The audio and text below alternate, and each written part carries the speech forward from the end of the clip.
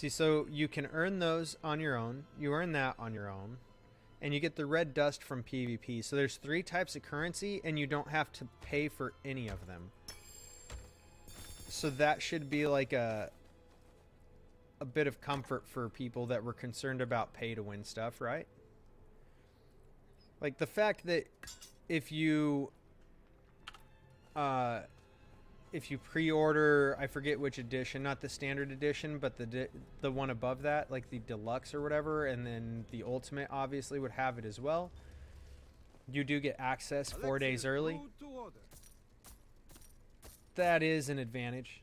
You could make the argument very easily that that is pay to win. I understand critiquing that. I don't really care. Personally, I just don't really care. But I get it. I wish we could just repair all, right? Jeez, that's fucking annoying. But yeah, so that's pretty much how I feel about it. I don't see anything that looks pay to win aside from like 4 days of early access, which, let's be honest, 4 days of early access gets you a boost. The ultimate edition, or well, I guess the deluxe edition also comes with the season pass for the bullshit, right? So you get well, it's not a season pass. You get the what, battle pass. That's what you get. You get the battle pass thing. Which I don't know. Let's see if we can find that in here and see what you get for the battle pass.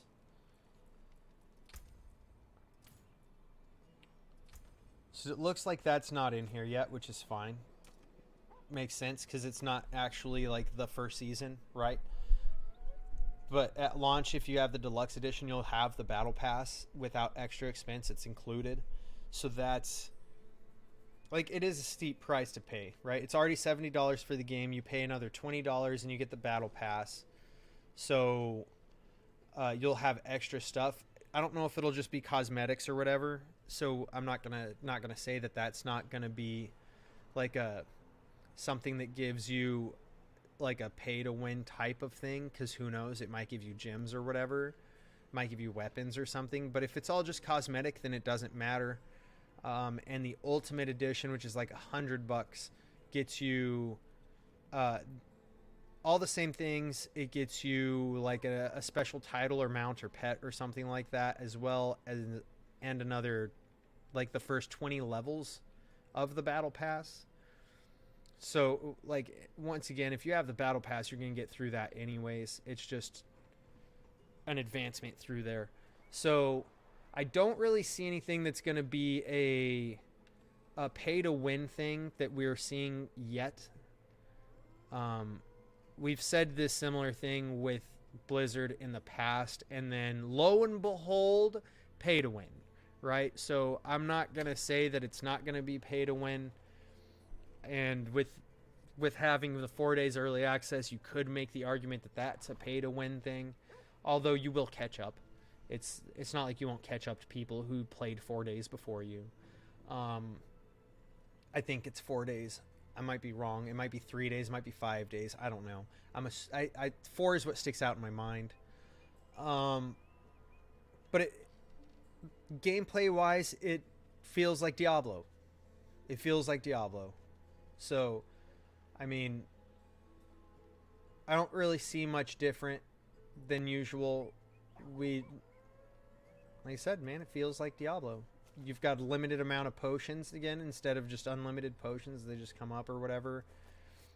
I guess it's not how it worked in Diablo 3. You just slowly drained it. So it's similar. It's a similar setup. These talent trees, though, like, this is very different. Right? This is a very different talent tree where, like, you get the skill and then you can take little offshoots from it. Little things like this that are just beneficial little stat increases. Agility skill. So like so you get more stuff as you go along. that is taking place, but it's not like you're, you know, it is nice to see. Like, this is a more interesting setup than what we've had in the past.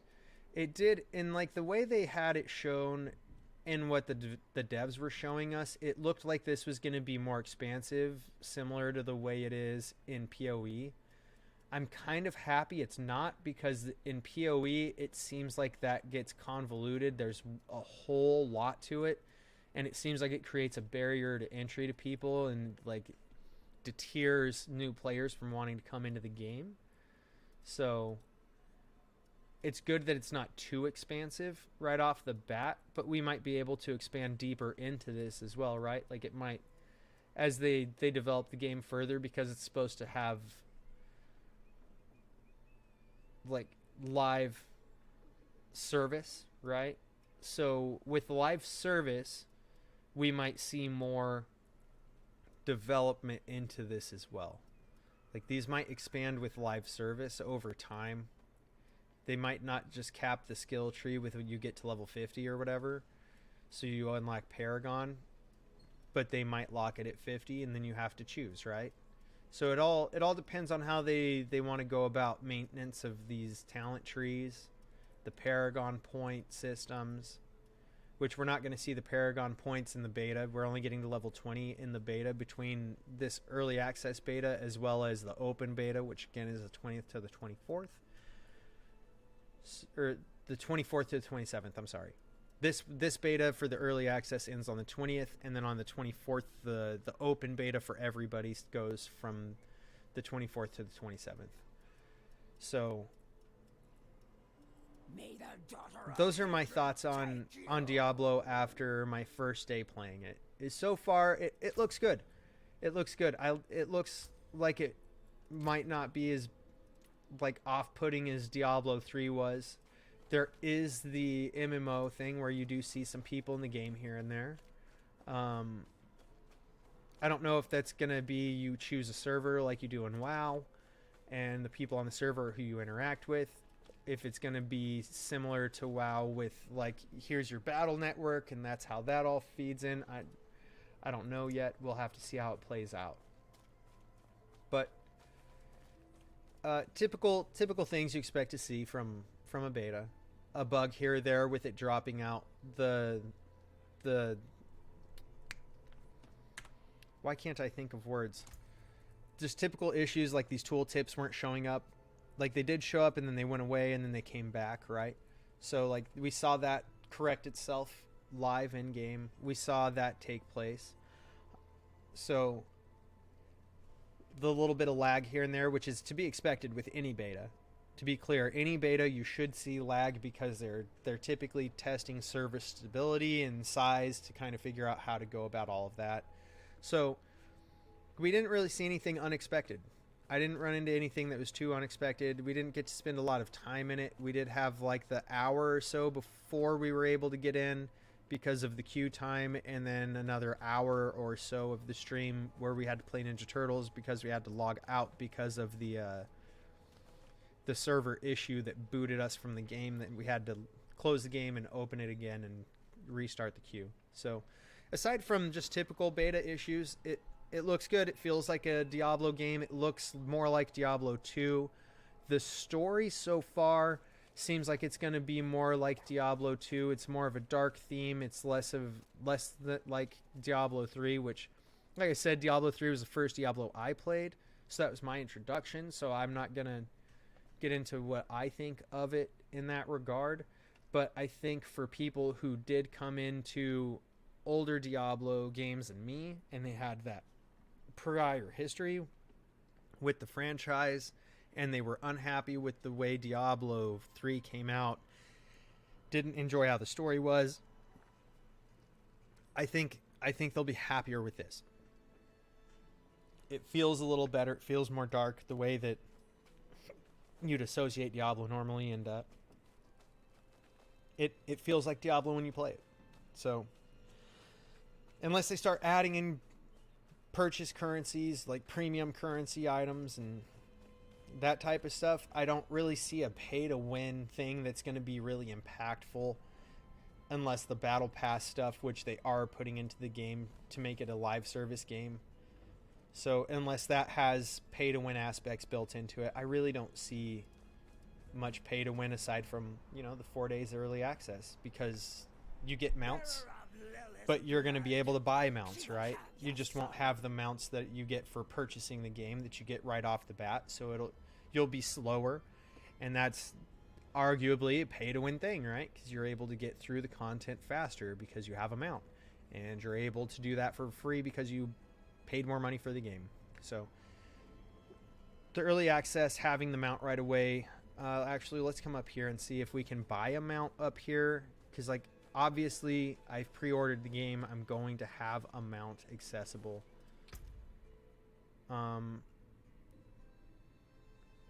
Okay, you have to progress through and complete Donovan's favor to access your mounts anyways. So you've got to get to the same point in the game to be able to access mounts, and then you're probably able to purchase mounts, would be my assumption either way. So once again, that puts some like peace of mind into it for pay to win stuff, right? Like you're going to have to spend gold or whatever on your mount if you did not pre-order a version that gives you a mount, but that's not a big deal, to be quite honest. Like the gold is plentiful. Just go kill shit, you get gold. Smash things, you get gold. Open chests, you get gold.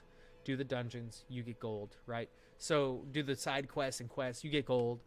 There's going to be plenty of gold for you to do that with, unless you're purchasing armor and weapons throughout the game, which there's no reason to do that. No reason at all for you to purchase your armor and weapons. Just play the game, get the drops, and you should be fine. So that's my 2 cents after day 1 of playing the beta for me.